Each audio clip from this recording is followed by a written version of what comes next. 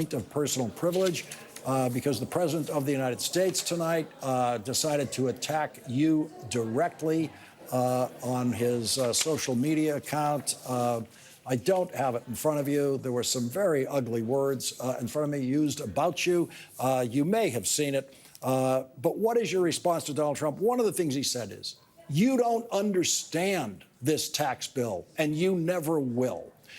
Is it possible, Congressman Raskin, that Donald Trump understands this tax bill better than you do, even though we have reports from the Oval Office that Donald Trump doesn't think that this bill is cutting Medicaid? That's what some Republicans have said about what he has said today. Well, that's precisely how I think I upset him, Lawrence.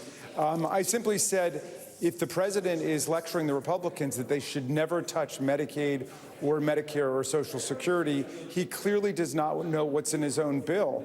And I didn't lob that at him as an accusation, but simply as a statement, because he would not be saying those things if he understood that that's what their bill does. They're talking about throwing 17 million Americans off of their health insurance. It's a $1 trillion cut in Medicaid. Meantime, he's telling them that they shouldn't be touching Medicaid. So I pointed that out. Apparently, it came to his attention, and he just launched into one of his inimitable diatribes.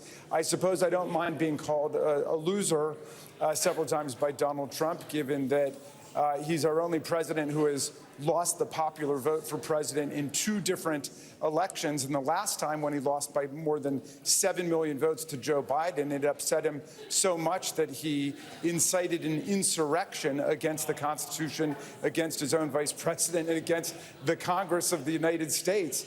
And so, that one doesn't trouble me so much. I suppose I don't like being called ugly by Donald Trump, but not everybody can live up to his exquisite levels of handsomeness and personal physical grace.